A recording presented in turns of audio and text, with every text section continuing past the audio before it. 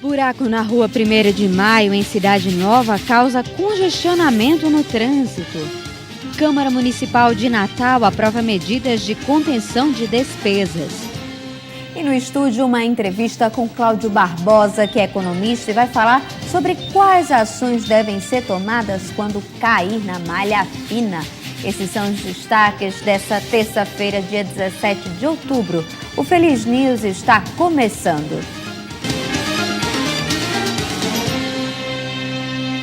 Iniciamos a edição de hoje com uma matéria de denúncia de um telespectador. Quem passa pela rua 1º de Maio, em Cidade Nova, se depara com um buraco que tem aumentado diariamente. Isso tem gerado um congestionamento frequente. O trânsito em Cidade Nova, seja nas primeiras horas da manhã, no final da tarde ou ao meio-dia, está assim. E um buraco que vem se formando entre as ruas 1º de Maio e Oeste, próximo ao forno do lixo e à linha do trem, tem piorado cada vez mais a situação. Já faz um bocado de tempo que esse buraco tá. Então, estou pedindo à prefeitura para vir ajeitar, porque até escada aconteceu acidente pior. Porque domingo fez 8 dias, foi uma ruma de carro quebrado.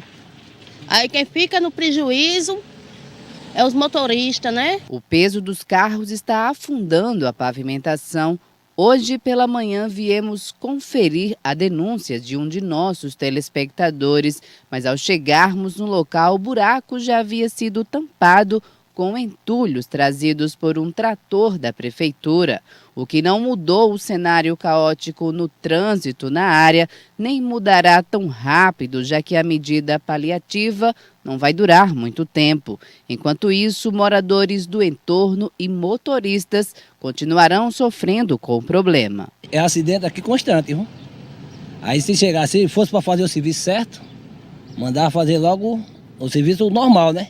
O certo que é para ser. Mas chega ali, bota um pouco de areia, daqui a pouco choveu, faz buraco de novo. Daqui a pouco cai uma peça de carro, os carros mesmo param ali. Quando é na linha do trem, aí quando fica no caso do buraco ali, se chegar um ônibus, se parar ali, se vier um trem, já não acerta um acidente, né? Esta outra senhora denuncia que o buraco na via também facilita a ação dos criminosos, já que roubos na região são frequentes. Facilitar para os vândalos aproveitar, né, da ocasião e assaltar, né, as pessoas que passam. Não tem nem como se livrar de um assalto aí numa condição dessas, né, que está havendo aí. Complicado. Nossa equipe de produção entrou em contato com a Secretaria de Obras. Eles informaram que já haviam sido notificados da existência do buraco e que ainda nessa semana irão enviar uma equipe para analisar a situação da rua 1º de Maio. Vamos aí aguardar até sexta-feira para saber se alguma providência será tomada. E olha só, 4 homens foram presos no início da noite desta segunda-feira no conjunto Potilândia, na zona sul de Natal. Segundo a Polícia Militar, o bando é suspeito de vários arrastões em imóveis da cidade e também roubos a veículos. 3 armas de fogo foram apreendidas, sendo uma delas de brinquedo. A PM ainda conseguiu recuperar 2 carros e uma motocicleta roubados nos últimos dias. Os veículos e outros objetos roubados que os policiais recuperaram foram levados para a central de flagrantes. Segundo a assessoria de comunicação da PM, a prisão foi feita por policiais militares do 5º Batalhão. Um dos carros que estava com os suspeitos havia sido roubado à tarde de um casal de idosos em Ponta Negra, também na Zona Sul. E olha só, o Tribunal de Justiça do Rio Grande do Norte bloqueia 22 milhões de reais das contas do município de Natal por dívidas. A nossa repórter Rita Oliveira tem mais detalhes de como será esse bloqueio. Rita, é com você.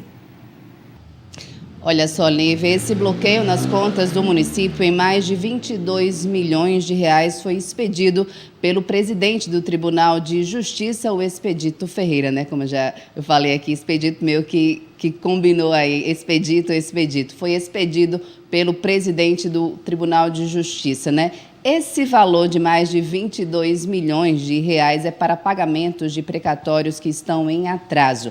Havia um acordo do município com o Tribunal de Justiça para pagar esse valor desde setembro, em parcelas de pouco mais de 4 milhões de reais, de setembro até dezembro. Mas o último valor pago desses precatórios em atraso pelo município foi em agosto, no último dia 10, no valor de 4 milhões de reais. Mas o desembargador Expedito Ferreira considerou que bloquear esse valor total de mais de 22 milhões de reais de uma só vez impactaria muito nas finanças do município de Natal. Então, vai ser pago em 3 parcelas, sendo a primeira dela no final agora de outubro, a próxima em novembro e a última em dezembro. Volto com você, Lívia. Obrigada, Rita, pelas informações. Olha só, um homem que estava detido no presídio provisório Dr. Raimundo Nonato Fernandes foi encontrado morto na unidade na manhã desta terça-feira. Peritos do ITEP acreditam que ele morreu asfixiado. A vítima ainda não foi identificada. E olha só, o corpo foi achado próximo à grade de entrada do pavilhão B da cadeia pública. Com ele são pelo menos 5 presos que morreram dentro da unidade só nesse início do ano. E olha só, e veja a seguir, a Petrobras anuncia novo aumento para combustíveis. E ainda, Câmara Municipal de Natal aprova medidas de contenção de despesas. É logo depois do intervalo.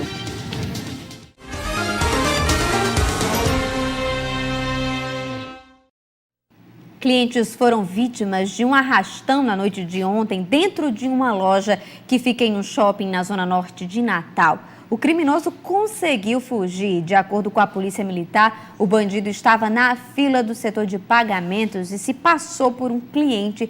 Depois anunciou o assalto. Além do dinheiro do caixa, o ladrão ainda levou objetos pessoais dos clientes, como celulares, joias e também dinheiro. E olha só, o Instituto Metrópole Digital está com inscrições abertas para a submissão de trabalhos no 3º Encontro Potiguar de Jogos, Entretenimento e Educação, é o EPO Games. O encontro é voltado ao estudo do desenvolvimento e uso de jogos digitais e também mídia interativa. Nossa repórter Rita Oliveira tem mais informações. É isso mesmo, Lívia. E para a gente saber mais como é que vai ser aí o Expo Games, nós vamos conversar com Charles Madeira, ele que é um dos organizadores do evento. Charles, seja muito bem-vindo. Explica para a gente como é que vai aí ser organizado, como é que vai funcionar o Expo Games.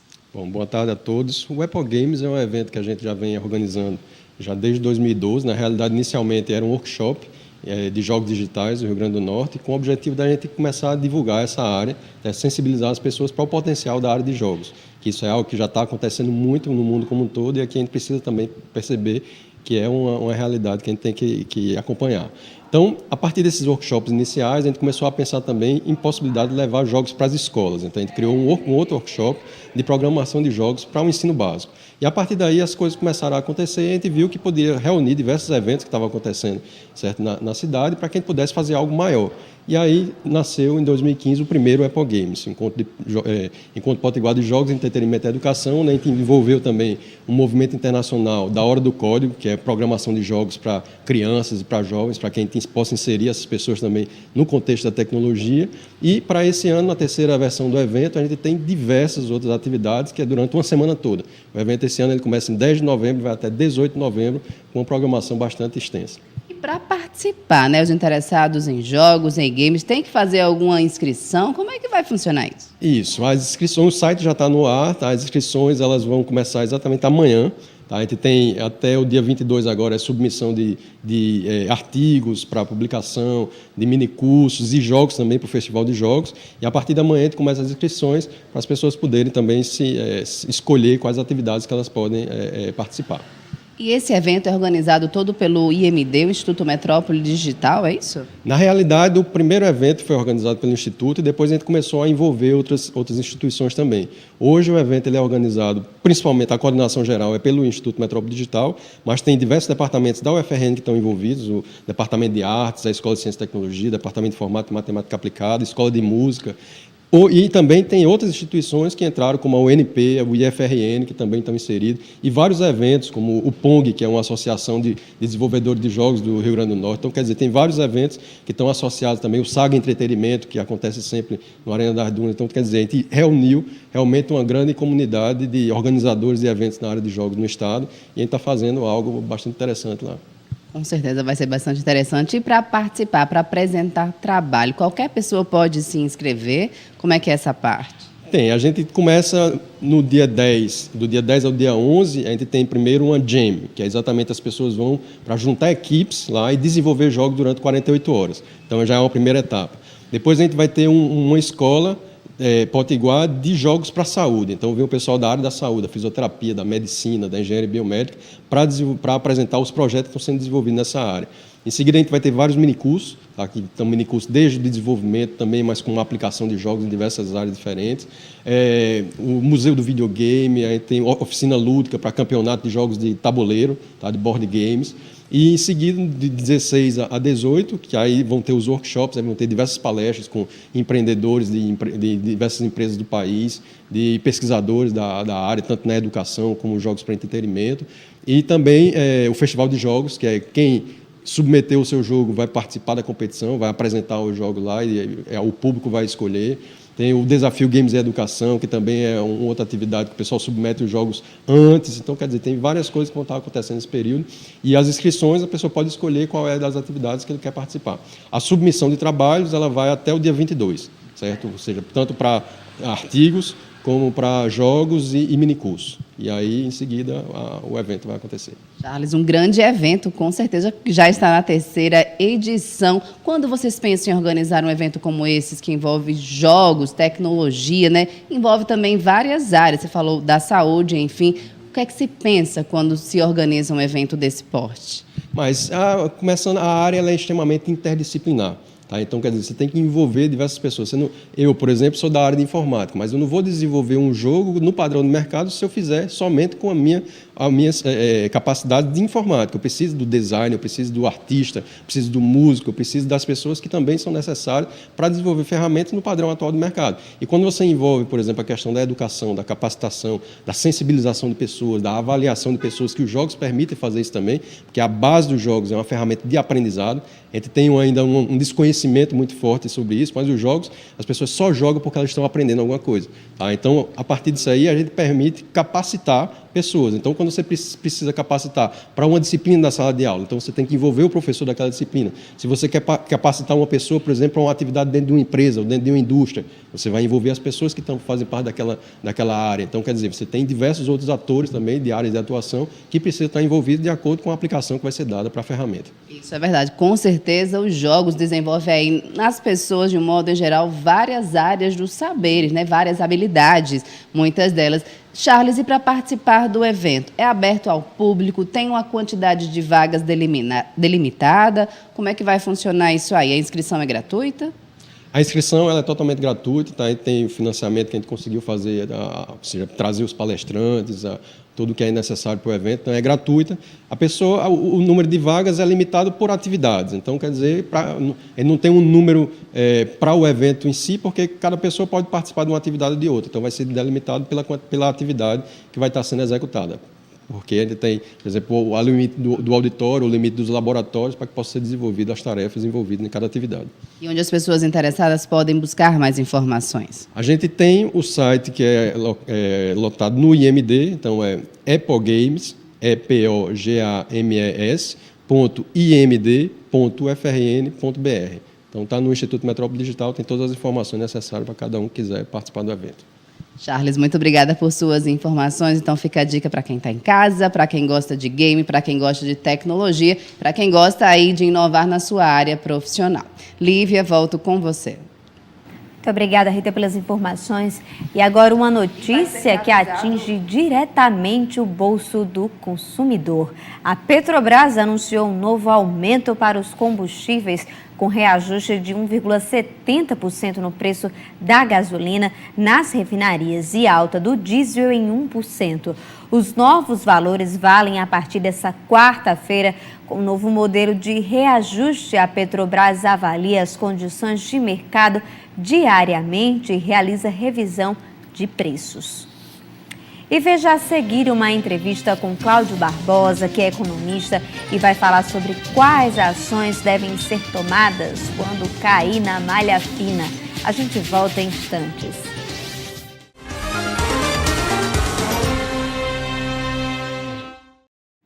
A Câmara Municipal de Natal aprovou em regime de urgência o projeto de resolução que altera o horário de funcionamento da Câmara.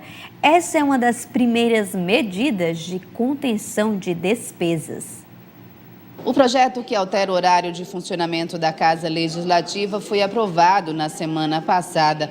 Com a mudança, as sessões ordinárias vão acontecer de terça a quinta-feira, como já era, só que em horário diferente, entre 10 da manhã e 2 horas da tarde. Antes, esse horário era das 2 da tarde até as 6 horas da noite e podia se estender até um pouco mais de tempo, dependendo da ocasião. Já as sessões solenes, que geralmente são à noite, até este mês vão permanecer aqui na Câmara Municipal, mas depois desse período vão ser realizadas fora da casa. A medida passou a valer já nesta terça-feira, dia 17. O objetivo é cortar gastos. Segundo o presidente da Câmara, vereador Ney Lopes Júnior, há um déficit de 2 milhões nas contas e cerca de 25% dos contratos da casa já foram suspensos.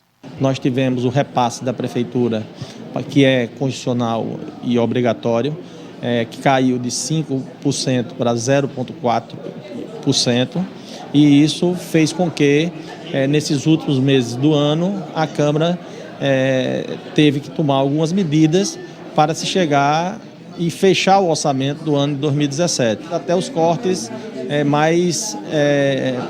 de despesas maiores dos contratos da Câmara. Cortamos em 25% praticamente todos os contratos. Medida semelhante foi adotada em 2016 e economizou quase R$500 milhão entre maio e dezembro, consideradas as despesas com água, energia, limpeza, telefone, horas extras e alimentação, por exemplo. Os colegas parlamentares apoiam os ajustes. A legislação não permite que você mude de legislação de um ano para outro com déficit. Então nós temos que zerar esse déficit, cortando na carne. Eu acho que é correta toda medida, inclusive com crise ou não, nós temos que economizar o dinheiro público. O dinheiro que sobra volta para a prefeitura investir na saúde, na educação e outros setores que precisam. Todas as casas legislativas, no executivo também, e nas 3 esferas de governo, a gente tem que pensar em economizar. E, portanto, apoio as medidas que o atual presidente tomou e espero que efetivamente elas resultem numa economia. Outro problema nas contas da Câmara de Natal são as despesas com servidores comissionados, que são quase 500. No início de setembro, foram exonerados 158 assessores parlamentares para economizar nas contas. Mas outros novos assessores foram nomeados para preencher algumas das vagas. Dessa vez foram nomeadas na possibilidade de onde a gente possa saber onde essas pessoas estão trabalhando. Isso não é um problema de hoje, isso é um problema de muitos anos que a Câmara não tinha esse controle, né? Pelo menos o que me foi dito pelo pessoal do Departamento de RH. Falando ainda em economia, nesta segunda-feira, mais de 2 milhões de contribuintes receberam 3 bilhões de reais de restituição do imposto de renda. A notícia é positiva para quem está nesse grupo. Em compensação, muitos contribuintes perceberam que suas declarações podem estar entre as milhares que caíram na malha fina. Nós recebemos agora Cláudio Barbosa, que é economista, e é ele quem vai explicar para a gente. Doutor Cláudio, muito obrigada pela sua presença, seja muito bem-vindo. Eu queria que o senhor já começasse explicando para a gente quando e como agir quando isso ocorre em cair na malha fina. Boa tarde a todos, né?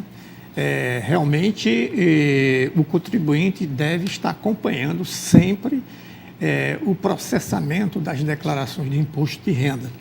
É bem verdade que a Receita está liberando este 5º lote de restituição de imposto de renda. Acreditamos que tenhamos até o final do ano mais 2 ou 3 lotes a serem ainda liberados. Portanto, o contribuinte que não esteve contemplado neste 5º lote, até certo ponto não precisa se preocupar, porque nós temos ainda esses 2 ou 3 lotes a serem restituídos. Então, sendo liberados, é possível que você, que ainda não recebeu, esteja sendo contemplado neste lote. Então, é preciso também fazer um acompanhamento, se necessário, para ver se foi ou não, como é que está o posicionamento da sua declaração de imposto de renda 2017. Doutor Cláudio, em casos de erros na declaração, é necessário, como saída, fazer a declaração retificadora? Uma das medidas, digamos, para sair é a declaração retificadora. Sem menor problema, você pode efetuar, dependendo das exigências pelas quais você ficou inadimplente com a Receita, vem a justificativa e você então elabora a sua declaração retificadora, contemplando assim todas as necessidades que lhe foram solicitadas. E aí a pessoa está totalmente livre para exercer o seu direito de cidadão. Mas é preciso, mesmo diante dessa situação, como o senhor estava falando agora, ainda haverão outros lotes de restituição. Quem não recebeu agora, é preciso ver qual foi o motivo, se precisa fazer essa declaração retificadora, mas em virtude, em primeiro lugar, é preciso manter a calma, procurar um profissional, tentar fazer esses ajustes e ainda dá para receber esse ano. Sem sombra de dúvida. Calma é a palavra essencial. Não ter essas preocupações exageradas. Se o contribuinte não saiu agora, não foi contemplado neste 5º lote, nós temos ainda esses 2 ou 3 lotes. Então, ele pode muito bem entrar no site da Receita Federal e, através dos seus dados pessoais, que é o seu CPF, a sua data de nascimento e, obviamente, o exercício a que se refere 2017, e ele terá uma posição de como está a sua declaração do imposto de renda. Se ela já foi processada, se ela se encontra em análise, se ela já foi liberada e encontra-se na fila das restituições próximas vindouras, né, que é bastante alentadora, ou se ainda está, digamos assim, dentro de um processo global, ainda dentro da Receita Federal. Portanto, é manter a calma e fazer o acompanhamento sempre que possível, como está o andamento da sua declaração do imposto de renda. E quem estava aí nesse número dos 3 bilhões, na verdade 2 bilhões que receberam a restituição, podem gastar o dinheiro ou é melhor dar aquela economizada? O senhor, como economista, dá para orientar quem está nos assistindo, né? Sem sombra de dúvida, né? A cautela é a palavra da vez, até porque nós já estamos no último trimestre do ano. Tivemos agora o Dia das Crianças, tivemos alguns gastos, nós vamos ter outros feriados, alguns vão emendar, e também uma boa medida é fazer economia, porque vai ser uma média de R$ 1.250 a devolução, digamos, per capita, isto é, uma média vai ser devolvido a mais de R$ 1.000.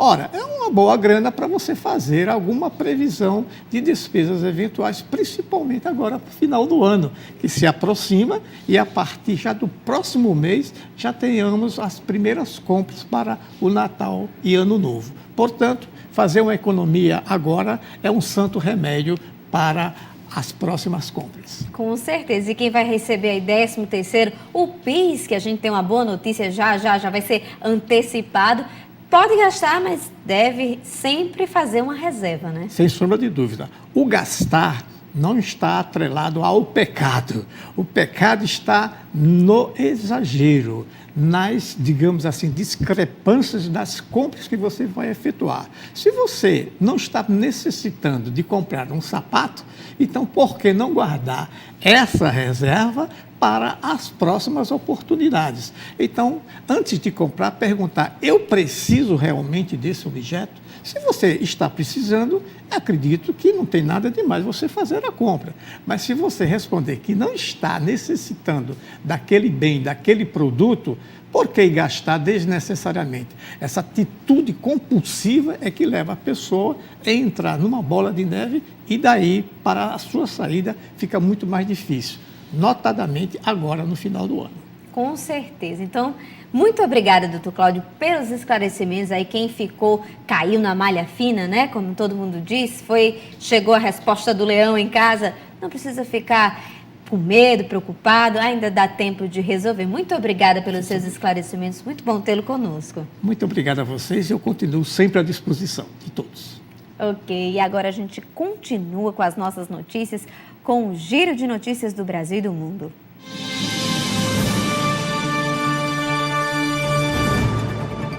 O ministro Alexandre de Moraes, do Supremo Tribunal Federal, determinou que a votação prevista para esta terça-feira para analisar a eventual revogação do afastamento do senador Aécio Neves do mandato parlamentar ocorra por meio de voto aberto e nominal. O magistrado concedeu uma liminar, uma decisão provisória, acolhendo um mandado de segurança apresentado pelo senador Randolfo Rodrigues. Nesta terça, os senadores deverão apreciar no plenário se dão aval à decisão da primeira turma do Supremo Tribunal, que impôs em 26 de setembro o afastamento do mandato e o recolhimento domiciliar noturno do parlamentar tucano. A decisão da turma do Supremo abriu uma nova crise institucional entre o Legislativo e o Judiciário. Diante da ameaça do Senado de desobedecer à ordem judicial, o Supremo Tribunal fez uma sessão na semana passada para analisar a constitucionalidade de medidas cautelares contra parlamentares. Com 2 dias de antecedência em relação ao calendário oficial, os correntistas da Caixa Econômica Federal e do Banco do Brasil, com mais de 70 anos, recebem hoje os depósitos do Programa de Integração Social, PIS, e do Programa de Formação do Patrimônio do Serviço Público, o PASEP. Os bancos transferirão sem custos o dinheiro aos beneficiários com conta nas instituições financeiras.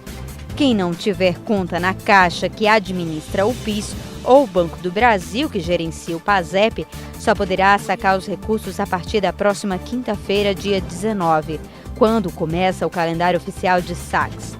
A retirada poderá ser feita nos terminais de autoatendimento, nas casas lotéricas ou nos correspondentes bancários. Tá aí, terminamos a edição de hoje com a notícia boa, né?